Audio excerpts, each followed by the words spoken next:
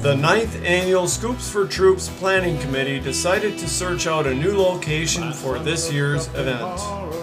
The Arden Hills Army Training Site was available and seemed like the perfect place to have all the activities. The room where the main event took place worked out perfect. All the displays and activities were either placed inside the main room or placed in a space just outside the hallway near the entrance. There was face painting and lots of activities for the children and a photo booth that provided a fun time for all.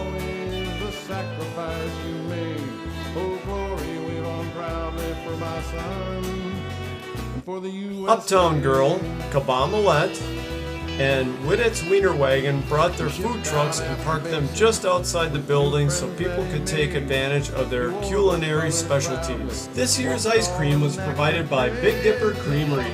Celebrities from Bob FM, K102, and Minnesota Military Radio were busy dishing up delicious cups of ice cream this year for anyone that brought their sweet tooth. Many businesses around the community showed their generosity by donating items to this year's silent auction. Auction items range from gift baskets, art, sports memorabilia, tickets to live events, as well as many other items that people could bid on. Military support groups showed up at this year's event and educated many of us on how they are helping military families and soldiers returning from active duty. Hi, my name's JC. I work with Starbucks. We came here to support Scoops for the Troops, just to support the troops and the veterans. And we are mindful today of the great sacrifices that have been made by our military and their families. And we are grateful for them. We see on the wall here our wall of remembrance.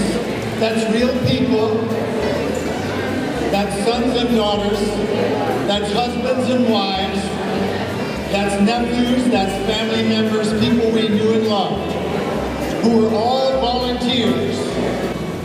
'Twas grace that taught my heart to feel.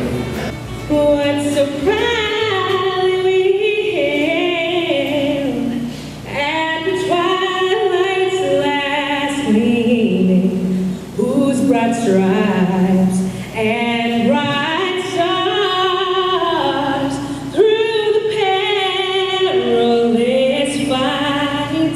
We want to thank a couple of sponsors. We have a platinum sponsor, a couple of them, and they include Roberts Management Group and Tee It Up for the Troops. Thank you for your support of this event. Also our gold sponsors, Lipschitz Upper Cervical Health Center, Wells Fargo, and Beyond the Yellow Ribbon. I represent an organization called Legacies Alive. One of the ways we raise funds and one of the ways we're able to bring awareness to what a Gold Star family is and what this sacrifice is all about is through legacy projects and legacy challenges. We decided to walk a kilometer for every service member killed since 9/11. And so that ended up being about a 6,848 kilometer walk. He walked just under 7,000 kilometers from DuPont, Washington to San Diego, through Dallas to Savannah, and finished at the Army-Navy game in Washington, D.C. A guy named Chris Ring, a Navy SEAL, Navy veteran, swam the entire length of the Mississippi River, starting in Lake Itasca, Minnesota, and finished at mile marker 0 in the Gulf. Started on June 6th, finished on December 4th, and averaged anywhere from 16 to 22 miles a day in the water. I just got the thumbs up, so you're not going to have to wait. So we're a go for the run.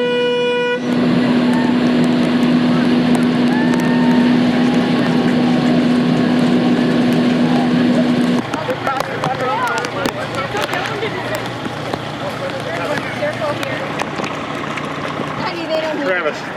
All right, good job, Travis.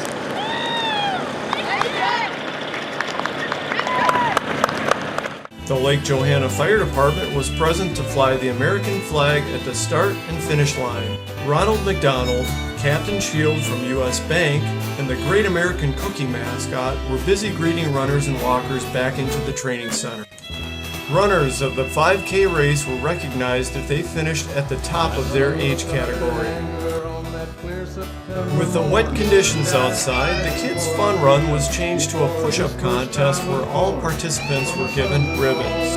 Royalty from the St. Paul Winter Carnival recognized members from Legacies Alive for everything they've done for our soldiers and their families. Sergeant Dylan Simolina's family was presented with the Honor and Remember flag, letting them know that Dylan will never be forgotten.